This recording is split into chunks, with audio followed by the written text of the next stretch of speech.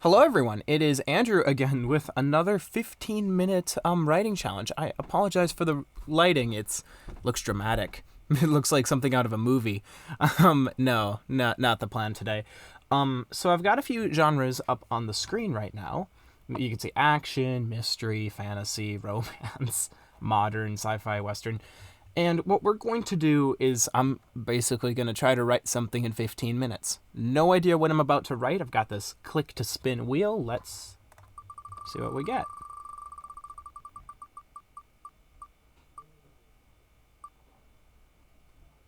Action, I think. Oh, there's fireworks! I didn't know there was going to be fireworks. All right, well, we've got fireworks. Action is going to be our theme. Let's close that out. Here we go. Let me just go right here and say action. All right, so we have 15 minutes to write an action story. I cannot guarantee it's going to be a full story, but we're going to try to write something in 15 minutes. So I'm going to get my phone out. 15 minutes. 3, 2, 1, let's go. All right, 15 minutes. I'm not going to look at the phone because that always is a very bad idea. I'm so obsessed with drinking water for some reason. All right, so I feel like I'm just going to jump straight in. No storyboarding, no planning. We're just going to jump in because action is very much that way. Let me think. So how do we start this? We need something interesting, abrupt, and kind of jarring. Hey! That works. Hey! Hey, so, hey! You! No, not you. You seems a little... Well, accusational might work here. The first few lines is always the hard part, so hey. I almost feel tempted to say, hey, you moved my stump, but that's from Wreck-It Ralph, so we can't use that. Sorry, Disney. I'm not trying to copy you. Hey, you... let me think. I do not want to check the clock because that would be a really bad idea at this time, so I think what I'm going to do is I'm going to say, hey, you murderer, stop right there. So that seems like a really interesting way to start, I guess. And I'm just going to make that jarring. I'm not going to use a dialogue tag there. I'm just going to say, hey, you murderer, stop right there. Machine gun fire echoed throughout the dissonant wasteland as Ben ran strategically through the mess around him. All right, you know what? That actually sounds pretty good if I can spell dissonant right. Hey, you murderer, stop right there! Machine gun fire echoed throughout the dissonant wasteland as Benz ran strategically through the mess around him. Okay, there's no T there. Wait, thim? What am I saying? Okay, so I'm kind of thinking a beat here, so hey, you murderer, stop right there! Machine gun fire echoed throughout the dissonant wasteland as Ben ran strategically through the mess around him.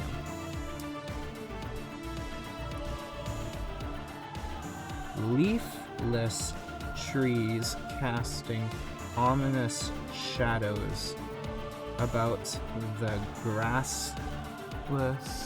No, I already used less twice. I can't do that. Leafless trees casting ominous shadows. I already used about as well. Let's see. Leafless trees casting ominous shadows on the young soldier, like death itself groping in the dim light.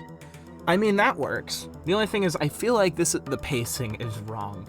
Because we established a pace, and I feel like I'm kind of messing it up. So I think we need to break it up with some dialogue. Hey, you murderer, stop right there! Machine gun fire echoed throughout the dissonant wasteland as Ben ran strategically through the mess around him. Might be a little wordy. We'll see. Leafless trees casting ominous shadows on the young soldier, like death itself groping in the dim light. We could use some onomatopoeias here, actually. That could be fun. Bang! Sure, we're gonna go that route. The ground erupted below him. Dirt. Let's use chop your sentences. The ground erupted below him. Dirt and dust crashing upon him like a tidal wave. Causing him to cough violently. Alright. What are you doing, soldier? Yelled the sergeant. Get back out there. Alright, so we've established a few things here. Sergeant. There we go. Yelled the sergeant. Okay, I hope that's how you spell sergeant. Well, you saw it on camera, folks. Hey, you murderer, stop right there. Okay, so we have three characters here. We've got someone who claims he's a murderer. We've got the sergeant, and we've got Ben, who's the soldier. We need to establish who the murderer, who's accusing him of murder. Murderer, stop right there. Or we could modify it. It's the magic of revising. We don't have to commit to what we started with. I knew a professor, Dr. L, at a university who said, you should always rewrite your opening paragraphs, which, you know what, nothing wrong with that. Because sometimes your first idea isn't the best idea. But you know what, we'll play it by ear. What are you doing, soldier? Yelled Sergeant. Get back out there. Actually, same sentence. No, same paragraph. He shoved forward, and the young soldier tripped over his feet as another blast shook the very fiber of his being. What are you, chicken? Screamed the sergeant. Okay, so I feel like the sergeant is mad. I feel like the sergeant is really demanding of him. This is what I imagine sergeants as. So, what are you doing, soldier? Yelled the sergeant. Get back out there! He shoved Ben forward, and the young soldier tripped over his feet as another blast shook the very fiber of his being. What are you, chicken? Screamed the sergeant. I said, get back out there! All right. We do need to be careful here because we're using a lot of different dialogue tags which aren't invisible to the reader, so we're establishing story, but we need to be careful not to use too much sugar and spice in our soup. So let's be careful there. What are you doing, soldier? Yelled the sergeant. Get back out there! He shoved Ben forward, and the young soldier tripped over his feet. Poor Ben. As fiber of his being. What are you, chicken? Screamed the sergeant. I said get back out there! Alright. How are we doing for... Actually, no. We're not going to check what we're doing for time because I don't want to know. Let me see. I said get back out there. More blasts rattled the environment around him as a smoky haze filled the air. Incoming mustard. Oh, actually, this establishes a place and time. Yelled.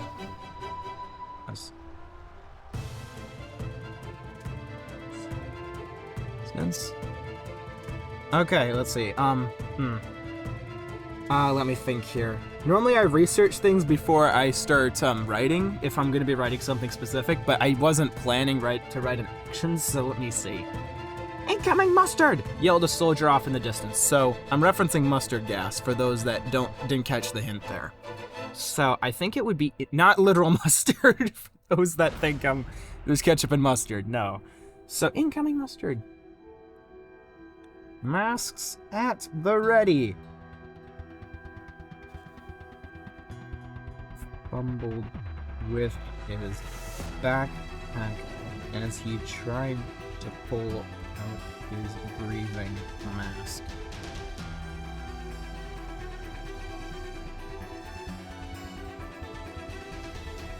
Yellowish gas was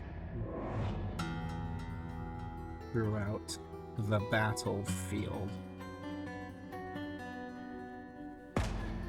What would happen?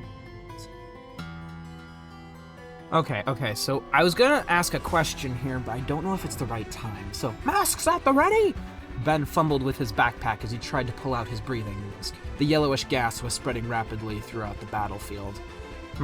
So, That definitely establishes it's mustard gas, which means we're taking place at a very specific time. I think this is World War I. I'd have to research that, but we're going to say World War I. So we're going to kind of set our standards at World War I technology.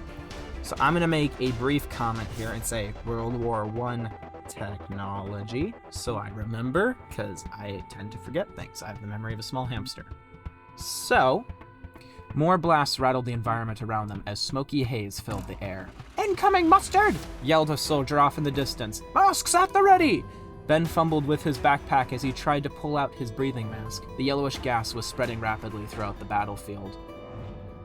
I think now would be a great time to mention it's World War I by saying It had been a year since the United States had joined the war. the Great War, actually, Great War. because at the time they didn't know that World War II was going to happen, so that would make a very interesting thing to tell people it's World War I. It had been a year since the United States had joined the Great War. And ever since then, Ben's life had turned upside down. That sounds a little childish for this sentence, because war is pretty aggressive, so let's see. Also, this sentence is kind of long. It had been a year since the United States had joined the Great War, and ever since, simplify the sentence, since Ben's life had been turned to chaos. Let's use a complicated word. To turn to chaos. He had left his wife and kids to go fight a conflict. Let's see. He had left his wife and kids to fight a conflict. That he had no interest in partaking in. Okay, that's interesting. So he's just... Okay, so he just doesn't want to fight people, he just wants a peace. Okay. You know, that's an interesting trope about him. We're learning more about Ben as we write about him. Ben is a pacifist, maybe? Maybe. Give a little bit more depth to him. I think we should add a quirk here, something that he does that makes him more human. How about he fidgets when he's nervous? Fidgets when nervous. I don't know if we'll get to implement that, but you know what? It's worth noting now. Okay. Actually, now's a great time. He pulled out his... He donned his breathing mask and nervously fidgeted, I guess we're using the exact word, fidgeted with the straps. He donned his breathing mask and nervously fidgeted with the straps. He tended to do this when he was nervous. Incoming! Okay, we're going incoming. We're just gonna throw right in. It's action, so this means constant stuff. Constant vigilance, I guess, is what we're going for here. Quoth Mad-Eye Moody from Harry Potter. He donned his breathing mask and nervously fidgeted with the straps. He tended to do this when he was nervous. Incoming! Another shell broke the ground. Like, An earthquake. An earthquake. I feel like more needs to be said here. Another shell broke the ground like an earthquake. Ooh, actually we could add a attachment here. Persistent earthquake. Not eat. Earthquake. Like a persistent a persistent earthquake. Yes, I edit while I'm writing. Fight me. Okay, I have OCD. I'm not going to stop now. Another shell broke the ground like a persistent earthquake. No, I'm not feeling this sentence. It needs to be quick. Let's double back. Ben fumbled with his backpack as he tried to pull out his breathing mask. The yellowish gas was spreading rapidly throughout the battlefield. It had been a year since the United States had joined the Great War, and ever since Ben's life had been turned into chaos. He had left his wife and kids to go fight a conflict that he had no interest in partaking in. I feel like a question needs to be stated here. How How did he always get wrapped up in things like this. Give more depth to the character, I like that. He donned his breathing mask and nervously fidgeted with the straps. He tended to do this when he was nervous. Incoming, there we go, jarring break. Like, no warning, no response, it's just incoming. Another shell broke the ground like a persistent earthquake. With a terrible temper. There we go. Use the metaphors, Andrew. All right. So, another,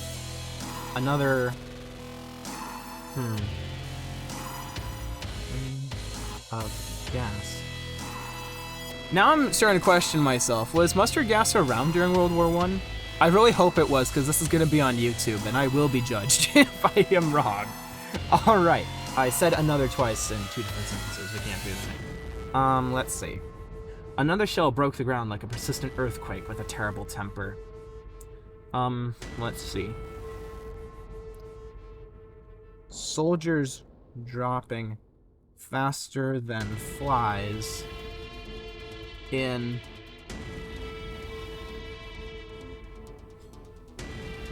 We could do something exotic for this statement. We could say something like, vinegar. Oh no! So, never mind. We're never gonna know what the flies were dropping. Okay. I kind of want to finish this, but I'm out of time. So that's a 15-minute action. Let's read what I've written. Hey, you murderer, stop! Oh, dang it, we never established who the murderer was. Oh no, we should have gone back and revised. A fail. If I were to revise it, I probably would have changed that to something the sergeant said, if I had a chance to fix one thing. Hey, you murderer, stop right there! Machine gun fire echoed throughout the dissonant wasteland as Ben ran strategically through the mess around him. Leafless trees casting ominous shadows on the young soldier, like death itself groping in the dim light. Bang! The ground erupted below him, dirt and dust crashing upon him like a tidal wave, causing him to cough violently. What are you doing, soldier? Yelled the sergeant. Get back out there! He shoved Ben forward, and the young soldier tripped over his feet as another blast shook the very fiber of his being. What are you, chicken? Screamed the sergeant. I said get back out there!